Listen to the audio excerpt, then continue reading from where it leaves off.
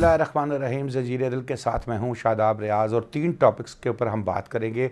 सबसे पहले हम बात करेंगे इलेक्शन कमीशन के फ़ैसले पर। तहरीक इंसाफ को 20 रोज़ में इंट्रा पार्टी इलेक्शन कराने का हुक्म दिया गया है, इस पर बात करेंगे। इसके अलावा स्मोक की सूरत हाल लाहौर में और पूरे पाकिस्तान में जो है वो ख़राब तरीन होती जा रही है। लाहौर हाई कोर्ट की जानिब से अहकामात आते हैं तो उन पर अमल दरामद किया जाता है, इस पर बात करेंगे। इसके अलावा साइफ़र से मुतालिक एक अहम फ़ैसला सामने आया है जिसमें अब तक की होने वाली प्रोसीडिंग्स को कलअदम करार दिया गया, इस पर भी बात करेंगे। मेरे साथ स्टूडियो में मौजूद हैं एडवोकेट ग़ुलाम अब्बास हरल साहब और बैरिस्टर अरहम तारिक साहब। सबसे पहले जो है वो हरल साहब आपकी तरफ आते हैं।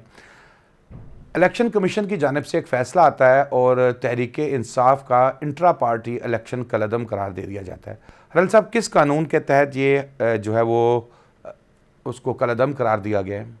देखिए, जो इलेक्शन एक्ट है 2017, उसकी जो आर्टिकल 208 है वो इसको गवर्न करता है। जो इंट्रा इलेक्शन होता है किसी भी पार्टी के अंदर, उसमें ये दिया गया हुआ है कि कोई भी पॉलिटिकल पार्टी जो होती है उसने अपनी पार्टी के अंदर इलेक्शन करवाना होता है। और ये बहुत अच्छा कानून है और ये बहुत अच्छा फ़ैसला भी है। लेकिन बदकिस्मती है कि ये फ़ैसला सिर्फ क्या PTI के लिए है या बाकी जमातों के लिए भी है। तो इस फैसले में जो सर्टिफिकेट देना था 209 में आगे जाके जब भी कोई पार्टी इंट्रा पार्टी इलेक्शन होता है उसके बाद जो है जितने भी ऑफिस बीरर होते हैं उन्होंने जो आर्टिकल 209 है उसमें जो सर्टिफिकेट जो है वो जमा करवाना था इलेक्शन कमीशन के पास, जो उन्होंने नहीं करवाया। उस हवाले से फ़ैसला आया। तो मैं समझता हूँ कि ये जो डिसीजन आया है बहुत अच्छा है, लेकिन इसका वक्त जो है और जिस तनाज़र में ये दिया गया है, क्या किसी एक पार्टी जो है उसको टारगेट किया गया है या किसी एक शख्स जो है जो चेयरमैन PTI है उसको मैनेज करने के लिए किया गया है, ये देखना बहुत ज़रूरी है। इसमें आम बात यही है।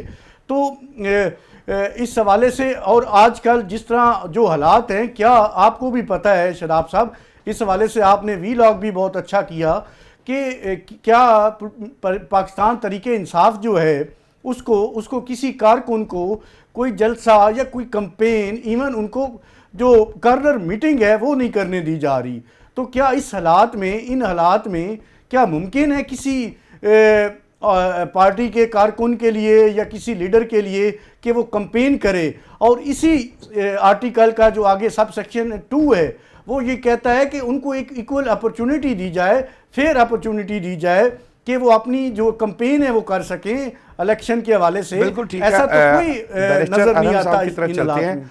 इसमें हरल साहब ने एक पॉइंट तो अरहम अच्छा उठाया है उन्होंने कि जी क्या ये सिर्फ एक सियासी जमात का ही होगा फैसला? अगर हम ओवरऑल देखें तो मेरी नज़र में तो बड़ा अच्छा फ़ैसला है और इलेक्शन कमीशन को हमेशा इतना एक्टिव रहना चाहिए कि जो इंट्रा पार्टी इलेक्शंस हैं, जो तमाम सियासी जमातों ने मजाक बना लिया उसका, इसको एक संजीदगी से लिया जाए तो मेरा ख्याल है कि ये बेहतरी की तरफ पहला कदम हो सकता है। आप इस पर क्या कहेंगे अरहम? देखिए शादाब साहब, मैं तो अक्सर ये बात किया करता हूँ कि पाकिस्तान में जो अलमिया ही ये है कि हम कोई पॉलिटिकल पार्टीज बना ही नहीं सके। हमने ख़ानदान बनाए या कोई एक मखसूस लोगों का जो है एक हमने सिस्टम ऐसा, जिस तरह अमेरिका में, इंग्लैंड में या इवन इंडिया में होता है कि लोग आते जाते हैं, लोगों से पार्टी की कोई नहीं चलती, पार्टी से लोग चलते हैं। तो ये खैर लंबा डिबेट है। जहाँ तक ये बात हो रही है कि जी तरीके इंसाफ के लिए ही क्यों, तो ये कोई ऐसा नहीं है कि अभी इन्होंने कर दी है। ये जून 2021 13 जून को इनको डेडलाइन दी गई थी कि आपने इंट्रा पार्टी इलेक्शन कराने हैं। इन्होंने अपना कॉन्स्टिट्यूशन भी बदला, ये 208 और 9 और 215 के हिसाब से अब इनको लाजिम था कि इन्होंने कराना है। इन्होंने साल की एक्सटेंशन ली कि हम इंट्रा पार्टी इलेक्शन करा रहे हैं। 22 आ गया, उसके बाद मजीद टाइम सीक किया गया। अब जब इलेक्शन सर पर है, फरवरी के फर्स्ट वीक में होना है, तो अब इंट्रा पार्टी इलेक्शन पर गुजारा नहीं है। अब उसको ऐसे बनाया जा रहा है कि जी सबके लिए यही कानून होना चाहिए, सिर्फ इनके लिए क्यों है। मुस्लिम लीग नून ने जुलाई में इस साल की इलेक्शन कराया, अपना इलेक्शन करा के जो सर्टिफिकेट होता है वो जमा भी करा दिया। इन्होंने क्या किया, इन्होंने फिर एक बोगस सर्टिफिकेट PTI जमा करा दिया। पता ही नहीं लग पा रहा इलेक्शन 8 को हुआ, 9 को हुआ, 10 को हुआ, कब हुआ, क्योंकि इन रियलिटी इनके अपनी आपस में कुछ लड़ाइयाँ पड़ी हुई थी, कुछ मामला थे। 3 साल तक इलेक्शन ये डिले हुआ।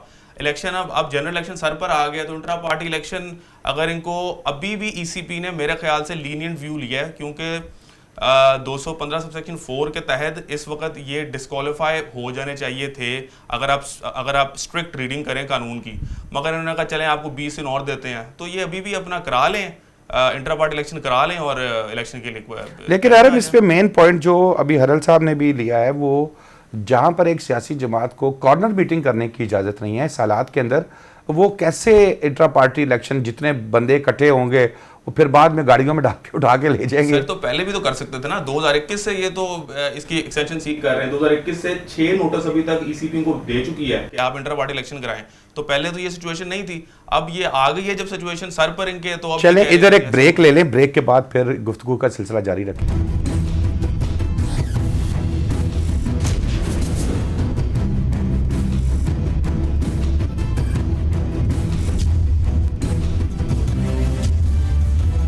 वेलकम बैक नाजरीन।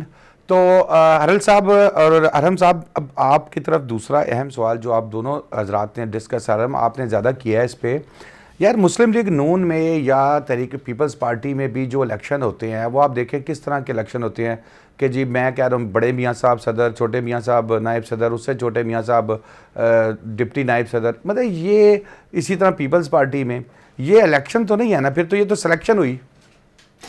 शादाब साहब ये बिल्कुल मैं इस बात पे 100% एग्री करता हूँ। मैंने पहली बात ये की ना कि अनफॉर्चुनेटली पाकिस्तान में तो कोई पार्टी सिस्टम बन ही नहीं सका। जब ये लोग इस दुनिया में नहीं रहेंगे तो पार्टी उधर ही कोलैप्स कर जाती है। मुस्लिम लीग नून देखे ना, नून नवाज के नाम पे पार्टी है। अभी ये जो इन्होंने कराया भी है जुलाई में, वो भी अनअपोज्ड एक नोटिफिकेशन है कि जी कोई अनअपोज्ड है तो मियाँ शहबाज साहब सदर हैं, वाइस प्रेसिडेंट मरीम नवाज हैं, और कोई इलेक्शन में नहीं। ये जाहिर है एक सिर्फ क्यों कहते हैं कागजी कार्रवाई की हद तक है, मगर तरीके इंसाफ ने वो भी नहीं की, तो हमने कहीं से तो शुरू करना है ना। इन्होंने वो भी 3 साल से डिले कर करके इस नहज पे ले आए हैं। नहीं, उसका तो जवाब हरल साहब उनकी टीम ने दे दिया है। उन्होंने कहा जी वो तो ताहयात चेयरमैन है हमारे, अब आप बताएं आप जो करना कर लें। देखिए पूरी दुनिया में पॉलिटिकल पार्टीज जितनी भी होती हैं वो लीडर बनाती है। हमारे यहाँ जो है वो लीडर जो है उनकी वजह से पॉलिटिकल पार्टीज बनती हैं, शख्सियात की वजह से पॉलिटिकल पार्टी बनती है, और यहाँ पे जो है शख्सियत परस्ती बहुत ज़्यादा है। और जहाँ भी यही होता है, और लोग जो है वो भी असूलों की बजाय जो है शख्सियात के साथ खड़े होते हैं। और किसी भी पार्टी के अंदर जमहूरियत नहीं है, अगर थोड़ी बहुत जमहूरियत है तो वो जमात इस्लामी के अंदर है, इसके अलावा किसी पार्टी में नहीं है। और जो इंट्रा पार्टी इलेक्शंस होते हैं वो भी मैं समझता हूँ कोई वो भी प्रॉपर नहीं होते, वो सिर्फ ढोंग और ड्रामा होता है, इससे ज़्यादा कुछ नहीं होता। तो सबसे पहले जो है जो जितनी भी सियासी जमातें हैं इनको तो अपने अंदर जो है वो जमहूरियत जो है वो लानी चाहिए और उसको मजबूत करना चाहिए, तब जाके ये कोई प्रॉपर जो है मुल्क में भी जमहूरियत ला सकते हैं। जब तक इनके अंदर जमहूरियत नहीं होगी तब तक जो है मुल्क में भी जमहूरियत और सियासत कैसे परवान चढ़ सकती है। साहब मोहब्बत नहीं, मोहब्बत का तस्वर ही सही, कुछ कम से कम शुरू तो हो ना वो बात के, अगर आप कराएं तो सही। ये देखें कि हम जिनकी बातें करते हैं यूरोप की, आप भी रह के आए हो वहाँ पर, अमेरिका की, वहाँ तो जब शायद अमेरिका की हिस्ट्री में कोई एक बंदा होगा जो 2 दफ़ा प्रेसिडेंट 3 दफ़ा रहा होगा। इसी तरह जो आप यूरोप में यूके में देख लें, वहाँ पर भी जब एक होता है वो दोबारा निकलते हैं वो अपने काम में, चाहे वो वकील है प्रैक्टिस में चला गया, बिजनेसमैन है बिजनेस में चला गया, पार्टी चलती रहती है। अब हमारे बदकिस्मती से पार्टी क्या, अब हम इंट्रा पार्टी इलेक्शन की बात करते हैं, पार्टी एक पार्टी की हम बात करेंगे तो वो कहेंगे जी जो वो चेयरमैन हमारे ताहयात हैं, दूसरा वो कहेंगे हमारे कायद ताहयात हैं, तीसरा वो कहेंगे बिलावल साहब ताहयात हैं, जरदारी साहब ताहयात हैं। तो फिर क्या ज़रूरत है इंट्रा पार्टी इलेक्शन करवाने की? ना शख्सियत परस्ती असल में हमारी जो है कौम में भी आ चुकी है, हमें इस चीज़ की आदत डाल दी गई है। आपने एग्जांपल दी बरतानिया में, अब देख लें कि एक ही पार्टी से 4 वज़ीर-ए-आज़म आए हैं, डेविड कैमरन से शुरू हुआ है, ऋषि सुनक आ गया है। ये चलता रहता है, लोग आते जाते रहते हैं, पार्टी उधर ही रहती है। उसके बाद इससे नुकसान क्या होता है, अब एक बंदे को हमने फिर मजबूरन चौथी दफ़ा वज़ीर-ए-आज़म भी बनाना पड़ रहा है कि और कोई हमें जी अच्छा बनाना पड़ रहा है। यही लग रहा है ना, बाहर देखे ना, वो तो कह रहे हैं ना कि हमारे वज़ीर-ए-आज़म तो नवाज शरीफ साहब ही हैं, अभी वो आने लगे हैं, वो तो तैयार बैठे हुए हैं।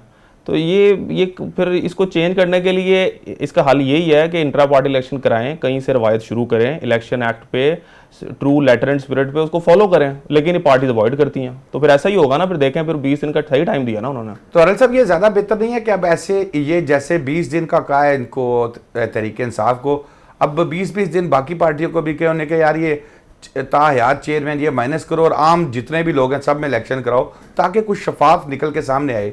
हम अपनी इंट्रा पार्टी इलेक्शन, मेरे दोनों हजरात से वो है कि इंट्रा पार्टी इलेक्शन इस बेस पे करवाते हैं, पसंदीदगी और वो फेवरेटिज्म और ये वो सारा, और मुल्क के जो इलेक्शन है वो हम कहते हैं कि जी ये लोग मेरिट पे वोट दें।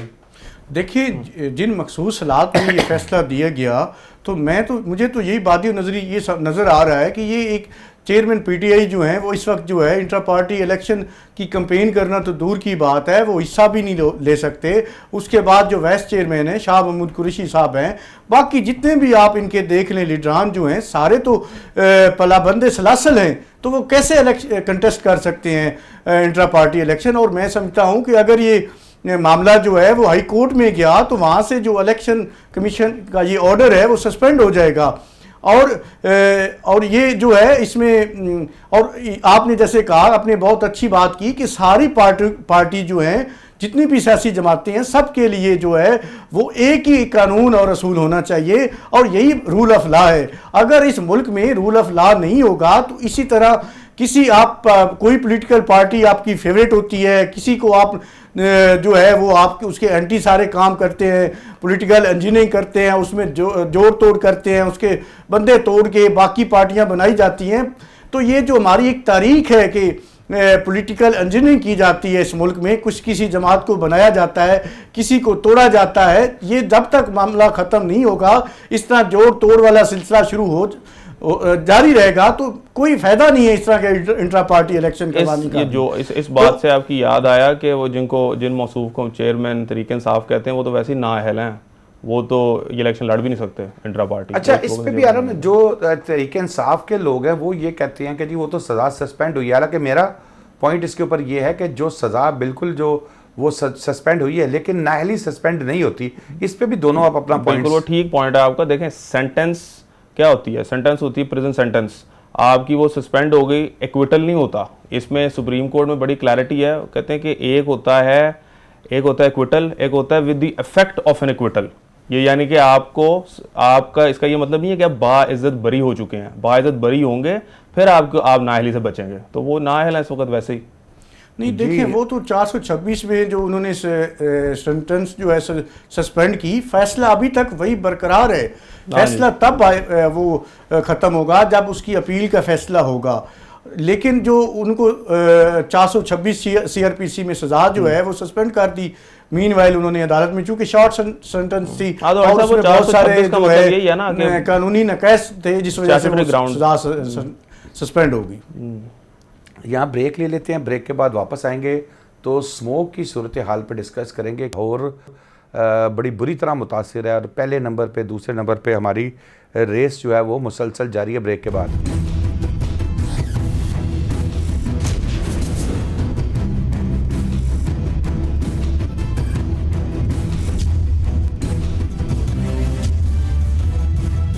बैक नाजरीन, जनाब अरम साहब आपसे बात शुरू करते हैं। बैरिस्टर साहब, बुरे हालात है जी इस वक्त ख़ास तौर पे लाहौर के, खांसी, स्किन एलर्जी और बच्चों के स्कूलों की छुट्टियां, बिज़नेस बंद, 3 बजे के बाद शॉप्स खुलेंगी और बुरी तरह हालात है। फिर जस्टिस शाहिद करीम साहब इस पर समाअत कर रहे हैं, उन्हीं के अच्छे ऑर्डर्स जो आते हैं उनको फॉलो किया जाता है। हमारी हुकूमतों की तरफ से तो कोई इसके ऊपर एक पहले कुछ स्टेप लेने की कोशिश नहीं की जाती, कि जबकि सबको पता है कि स्मोक ने आना है और वो आएगी। शादाब साहब, ये अगर आप मुझे इस पर 1 मिनट दें तो ये रोना आज का नहीं है। जैसे शाहिद साहब बहुत ज़बरदस्त जो है इस पर काम कर रहे हैं, लेकिन ये 2017 से काम शुरू हुआ है। ये जब चीफ जस्टिस थे मंसूर अली शाह साहब लाहौर हाई कोर्ट के, तब से ग्रीन बेंच, जी बिल्कुल, जब पूरी एक एनवायरमेंटल लॉ की ज्यूरिस्प्रूडेंस फिर जवाद हसन साहब ने भी बनाई, और आप 2017-18 के जजमेंट्स उठा के देख लें कि आपके साथ देखें जुल्म कैसा हुआ है, कि इस चीज़ को अवॉइड किस तरह किया गया है। चीफ जस्टिस चीफ जस्टिस साहब ने इम्प्लीमेंटेशन कहा, 1 साल में जो है मुझे पॉलिसी लेके आए, उसके आपने क्या किया वो लेके आए। 2018 में गवर्नमेंट को बुलाया गया, गवर्नमेंट ने कहा जी हमने ये कागज़ बना दिया है, उन्होंने कहा जी इस पर इम्प्लीमेंटेशन किया, नहीं जी ज़ीरो। उसके बाद उन्होंने कहा कि जी आपने जो है कोई डाटा कलेक्ट किया, आपको पता लगा। Emergency meeting Lahore high court ने बुलवाई, शाम 6 बजे तक हाई कोर्ट बैठा, ये 18 की बात कर रहा हूं मैं, तब बैठा, उन्होंने कहा कि सारे सेक्रेटरीज को बुलाएं, बताएं कि आपने क्या किया है इस पे। उन्होंने फौरी एक टेबल सा बना के 2-4 कागज और बनाने का, देखे बस इंशाल्लाह ताला इस पे 6 वीक्स में हम ये कर देंगे, प्रोग्रेस फिर जीरो।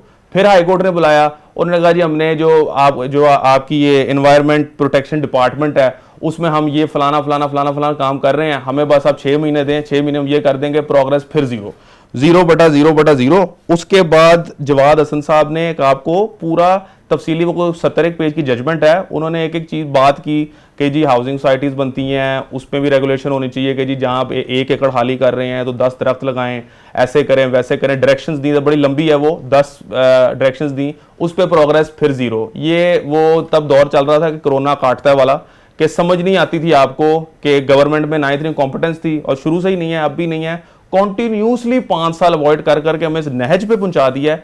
तब 2018 में हाई कोर्ट में जो है हम AQI मशीन लेके गए, और तब था कि जी इसकी 491 है, और उन्होंने कहा ये तो बड़ी अलार्मिंग है जी, फौरी इसको शाम 6 बजे तक इस पे बनाएं, और अब कितनी है 600। और एक और मैं आपको मजे की बात बताऊं कि आपकी गवर्नमेंट आपसे झूठ बोलती है। एनवायरनमेंट, ये जो है ना एनवायरनमेंट प्रोटेक्शन डिपार्टमेंट, इसकी वेबसाइट पे अभी जाएं और 23 नवंबर का देखें, आपको AQI आएगा 291, लेकिन UNDP और इंडिपेंडेंट जितने भी ये एयर कॉप्शन मशीन्स लगी हुई हैं उस पर देखें तो 600 650 आ रहा होगा। मतलब कि सिर्फ उसको अंडर द कारपेट जो है ब्रश करना है हमने उसको जो, और अब जाके अब भी देख लें आपके, अब भी हाई कोर्ट ही कह रहा है कि जी ये स्कूल बंद कर दें, ऐसे कर दें। और स्कूल बंद करने से क्या होगा, ये बातें जो सारी लेटर एंड स्पिरिट में 2018 में शुरू हो गया होता काम, तो आज इस वक्त आपके अस्पताल ना भरे होते, हम सब खांस ना रहे होते। लेकिन यही हमारी बदकिस्मती है कि गवर्नमेंट करती कुछ नहीं है। जी अरल साहब, आप क्या कहेंगे इसके ऊपर? बिल्कुल मैं तो इस पर एग्री करता हूँ आरम के साथ कि इन्होंने तो गवर्नमेंट की तो कोई कारकर्दगी नहीं है, और फिर ये कोशिशें करते हैं कि अदालतों से भी जाके झूठी बात करें, झूठी रिपोर्ट दें। और आप सड़कों पे भी चलते हुए जा रहे होंगे तो आपको आज भी मोटरवे पे निकल जाएं, आपको खेत जलते हुए नज़र आएंगे, टायर जलते हुए नज़र आएंगे, लकड़ी जलती हुई धुआं नज़र आएगा। देखिए, जो जहाँ तक आपने बात की है कि खेत जलते हुए, ये तस्वीर का थोड़ा दूसरा रुख भी देखें कि जितने भी किसान हैं बेचारे, ये जो ज़िम्मेदार हैं, अगर वो खेत नहीं जलाएंगे तो उनके पास और क्या तरीका है जिससे वो अपनी नई दूसरी फसल जो है वो लगा सकें। जब अभी जो चावल की फसल है वो अभी ख़त्म हुई है, तो उसके बाद उन्होंने गंदम की फसल करनी है किसानों ने।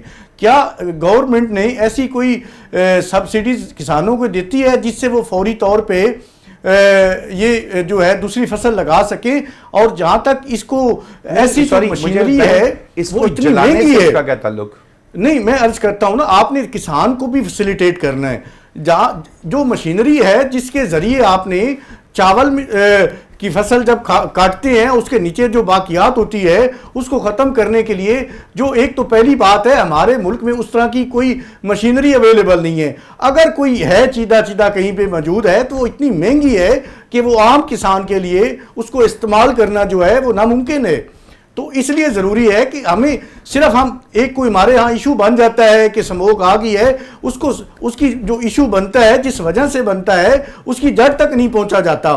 कोई ये सारे जो काजेज है, अब जब भी कोई इंडस्ट्री लगती है, कोई फैक्ट्री लगती है, कोई पेट्रोल पंप लगता है, तो सब इदारों से NOC लेने होते हैं। उसमें इन्वायरमेंट का भी एक इदारा है।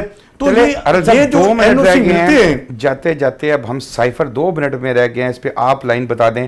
ट्रायल दोबारा शुरू हो गया है साइफर का, जेल ट्रायल को कलअदम करार दे दिया गया है। अब ये क्या लग रहा है, कितनी एविडेंस होगी, इसको कितना टाइम लगेगा इसको कंप्लीट करने में दोबारा से? देखिए, मैंने सुप्रीम कोर्ट की हियरिंग सुनी, उसमें एक मोअज़्ज़िज़ जज साहब ने कहा कि ये जो आपने हाई कोर्ट में, इंटर कोर्ट अपील में तरीके इंसाफ ने वो सारी प्रोसीडिंग जो है जेल ट्रायल की वो सस्पेंड कराई हैं, तो इनको नहीं करवानी चाहिए। ये फ़ायदा जो है अपील के वक्त लेते। तो मेरी नज़र में ये जो उनकी ऑब्जर्वेशन थी वो ठीक नहीं है। देखिए, कानून जो है वो ट्रायल जो है उसको हर सतह पे उसको जो निज़ाम इंसाफ है उसको हर सतह पे एक मुकम्मल और बेहतरीन होना चाहिए, और कानूनी तकाजे जो हैं वो हर सतह पे पूरे होने चाहिए। ये नहीं कि आप पहले जो है उसको छोड़ दें, कानूनी तकाजे जो है पूरे किए बगैर जो है ट्रायल को चलने दें, उसके बाद अपील में फ़ायदा लें। तो इसका मतलब है कि किसी को छुट्टी दे दी जाए कि आप ये गलत काम कर लें, कानून की खिलाफ वर्जी कर लें, उसके बाद आपको सज़ा मिल जाएगी। तो ये तो मैं समझता हूँ कि आजकल जो सारी अदालतों की तरफ से इस तरह की ऑब्जर्वेशंस दी जा रही हैं तो मुनासिब नहीं है। जजों के फैसले जो हैं वो बोलते नजर आने चाहिए, आप क्या और कानून जो है वो हर पे? सतह पे इंप्लीमेंट होना चाहिए। देखें शादाब साहब, जस्टिस सरदार तारिक मसूद साहब का कमेंट हर साहब ने अप्रिशिएट किया, इन्होंने हमारा नहीं किया। ये लास्ट वीक हमने भी यही बात की थी कि अपील में अगर ये जाते तो फ़ायदा होता। जेल ट्रायल को इस तरह आपने रोक दिया, अब ये शुरू हो गया, इससे क्या होगा? इससे 1 महीना डिले हो जाएगा।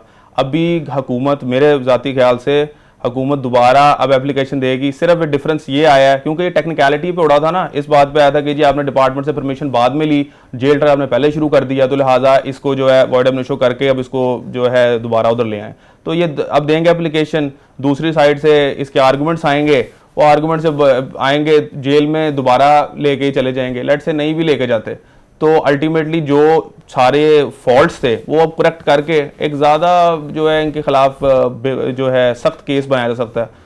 ये नहीं, अपील में तो फिर भी जा सकते हैं ना सर, अपील में जा सकते हैं, लेकिन जो लेकूनाज अपील के लिए में चाहिए होते हैं कोई क्विटल लेने के लिए, वो तो आप ठीक कर सकते हैं ना जब आपको सेकंड चांस मिल गया। जो जितने भी कानूनी तकाजे हैं वो सिर्फ आप अपील में नहीं देखने, हर सतह पे पूरे होने चाहिए। और एक फेयर ट्रायल जो है वो आपको सिर्फ जो है वो होना नहीं चाहिए और दिखाई देता नजर आए। चले फेयर ट्रायल साहब, आपका भी बहुत बहुत शुक्रिया। हरम साहब, आपका भी बहुत बहुत शुक्रिया।